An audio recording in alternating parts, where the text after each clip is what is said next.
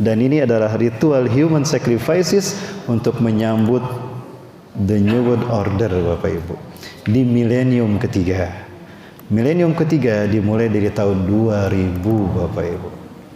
Dan tahun 2000 itu mereka namakan Y2K. Mereka namakan Y2K. Saya sedih ketika menyaksikan dunia beramai-ramai menyambut Y2K. Ya. Zionis Yahudi meyakini bahwa tahun Masehi ini hanya berlaku 3000 tahun saja. Di angka 3000 versi mereka dunia kiamat. Maka 3000 ini mereka bagi menjadi 3 milenium.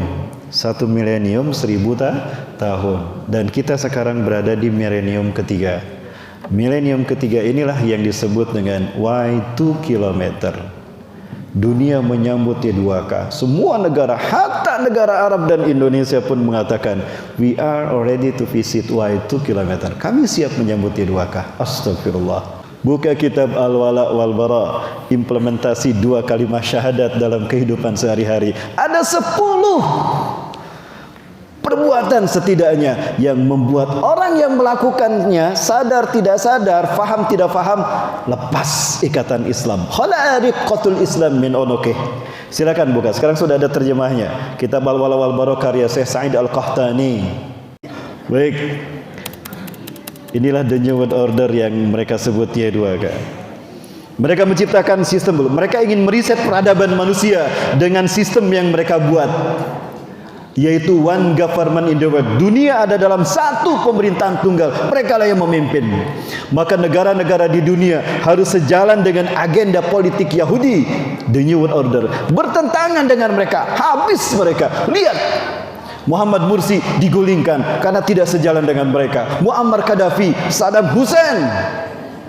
Mereka menciptakan one political system, demokrasi, one economical system, kapitalisme, one military system, main bantai. Bukti belakangan, kalau perlu jadikan terkorban menjadi tersangka. Itu sudah teori mereka.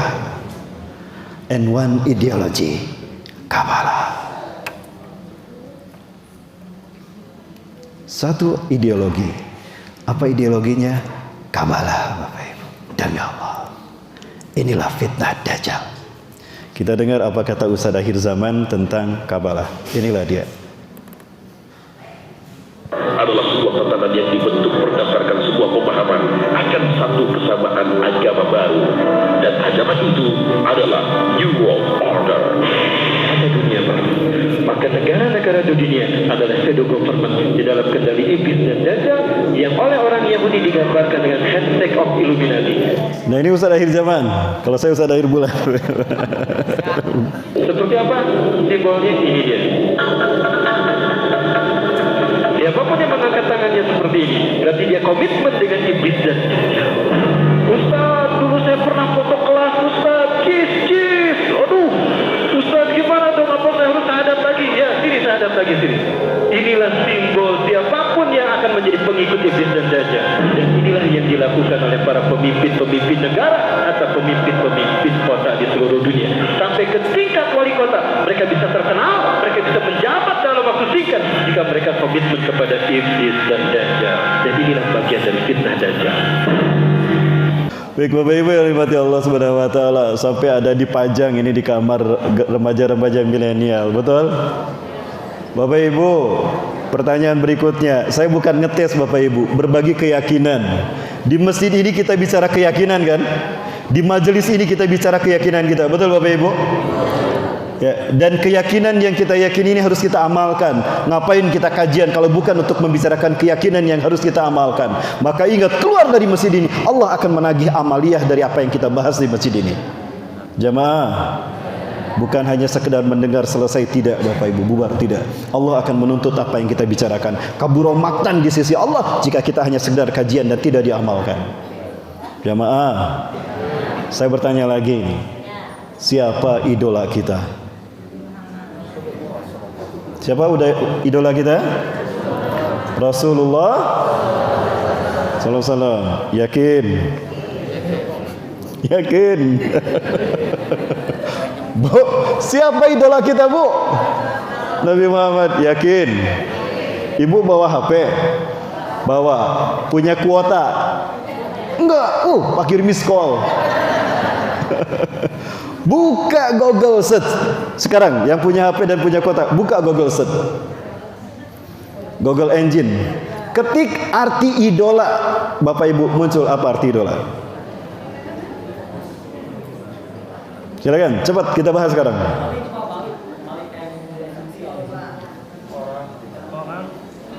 Tolong yang bahas yang keras. Arti idola. Arti idola di KBBI adalah orang, gambar, patung, dan sebagainya yang menjadi pujaan. Contoh ya senang sekali penyanyi. Nah, jelaskan apa arti kata idola dalam Kamus Besar Bahasa Indonesia.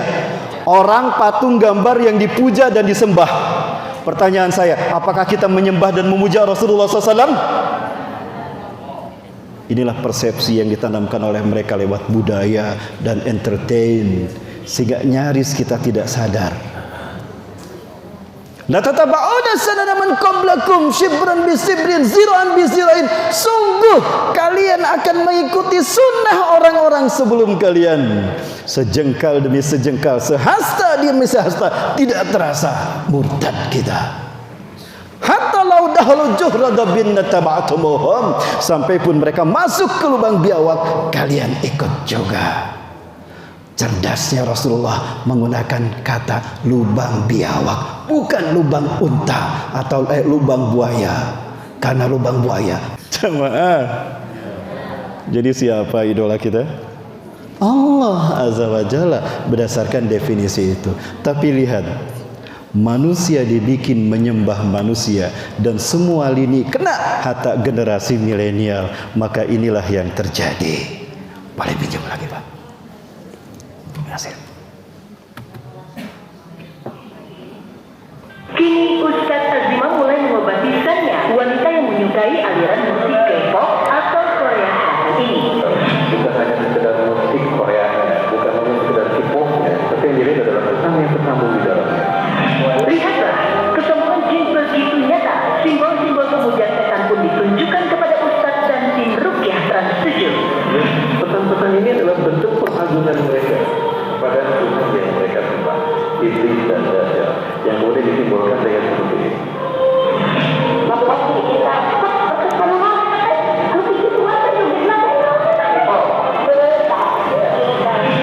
Ada pemirsa yang ngomong, biasanya menelan bulan-bulan, hip-hop itu dari sisi keindahan sahir, musik dan koreografi. Setiap musik yang mereka buat itu ada pesan terselubung generasi muda kita yang menjadi aset bangsa nanti kita melalui agen-agen. Mana bagian dari Korea? Bapak sekalian, inilah fenomena akhir zaman. Anak ini pesantren, keluarganya Islam, Ustadz, haji. Tapi karena memang demam Korea dahsyat, rekta lesepu mah tuh gelis, seksi, bodas. Masalah. Saya juga manusia, Pak, Bu. Tahu yang cantik mana yang enggak. Diundang kajian ke hiji masjid, tema anak muludan. Ustadz jadi imam sholat ya Ustadz Isa. Oh boleh Pak. Kayak sholat Isya jadi imam muludan. Oh surat Al-Qalam diapalkeun ti bumi keneh Bapak Ibu. Turun ti jalan ka jalan teh diapalkeun. Nun wal qalami wa ma yasturun ma anta bi ni'mati rabbika bimajnun. Ret teh lampu beureum di Cicaheum. Wa innalaka la ajran. Subhanallah. Bu, kata bodas gitu kulitna mancung. Aduh. Leles. Astagfirullah ya Allah. Ini makhlukmu indah cantik sekali ya Allah. Astagfirullah. Tet parek maju moal geus hejo tuh lampu naonnya papunten. Ari pek teh dilanjut naon bieu teh surat naon bieu teh poho deui. Tuh. Dahsyat. Ya. Dan tidak sadar doktrin Illuminati dan Zionisme untuk memurtadkan generasi muda dimasukkan pada akhirnya. Dibikin suka dulu dengan artis yang ganteng, cakep supaya menjadi idola. Maka apapun yang diberikan dan dilakukan, diucapkannya menjadi trendsetter bagi mereka. Sehingga itu pendidik ketik. Nauzubillah. Sampai pada yang berbau Zionis pun ada. Lihat, ini fitnah akhir zaman. Lewat entertainment. 거기서 따온 것 같아요. 파티마에서. 파티마에서는 무슨 의미예요? 파티마는 마호메트의 딸인데요. 이슬람교에서는 파티마의 순이 Ini fitnah Bapak Ibu. 열쇠 역할을 한다고 믿어. Lewat sinetron. 그래서 정의 기- 문의 거래야. 전설이 있어요. 천국의 열쇠와 파티마의 순이 맞닿는 날은 비로소 문이 열리고 성이 무너진다고요. 잠깐만. 뭐라고요? 열쇠? 네, 천국의 열쇠요. 파티마의 순이라고 천국의 열쇠.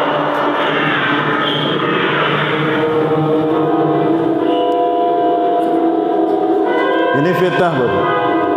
Tidak pernah ada riwayat seperti ini.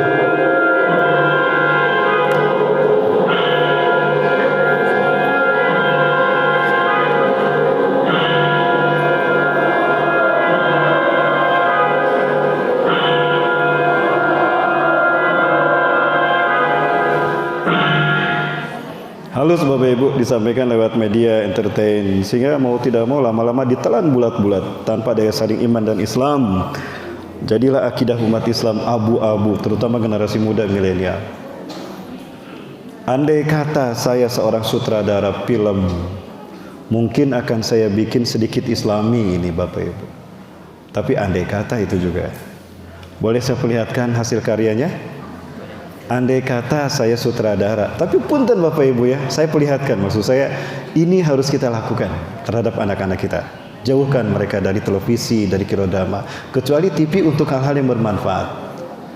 Kalau saya sutradara, mungkin sinetronnya akan saya bikin seperti ini.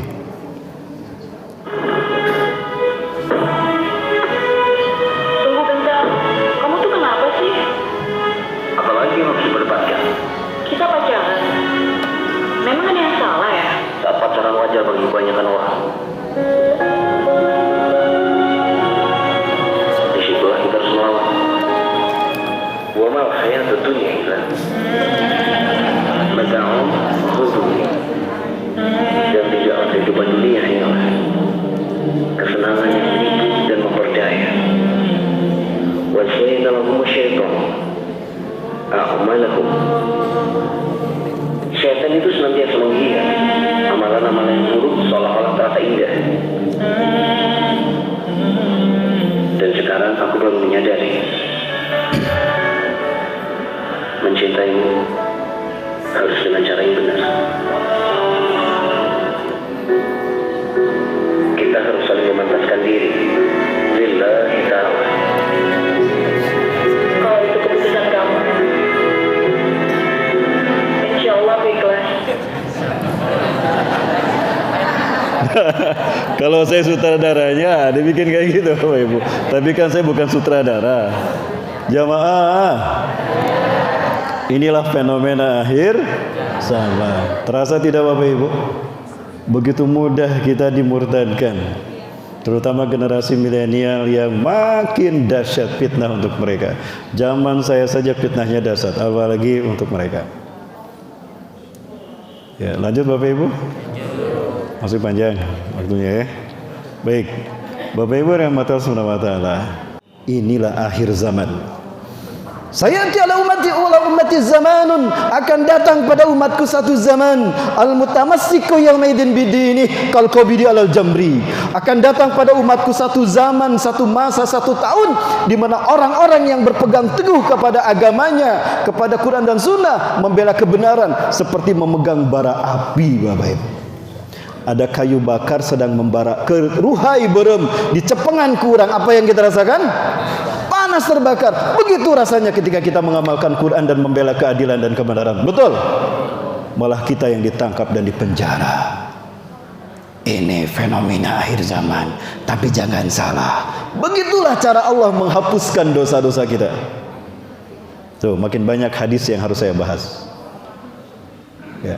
Begitulah cara Allah menghapuskan dosa-dosa kita. Ummati hadhihi ummatun marhumatun. Umatku ini adalah umat yang Allah rahmati. Laisa laha iqabun fil akhirah. Umatku tidak akan disiksa di akhirat. Lakinna iqabuha ujilat fid dunya. Iqabuha ujilat fid dunya. Siksaannya Allah segerakan di dunia. Keutamaan kita sebagai umat Rasulullah SAW, dosa-dosa kita Allah kafaratkan di dunia. Di akhirat kita tinggal menikmati pahala kebaikan kita. Alhamdulillah. Jadi tidak ada siksa bagi umat akhir zaman. Disiksanya di dunia. Kaifa yakunu dzalik ya Rasulullah? Bagaimana kami disiksa di dunia sehingga di akhirat kami tidak disiksa? Bil fitani, dengan fitnah seperti yang kita rasakan sekarang. Yang kedua, wabil zalazila, dengan bencana alam. Wabil qatri, yang ketiga dengan dibantai di Palestina, di Suriah. Tapi jika tidak kehilangan iman Islam kita sampai kita syahid, langsung dijamin masuk surga. Amin. Istiqomah ya. Jangan tergiur dengan iming-iming pangkat, jabatan dan uang, Bapak Ibu.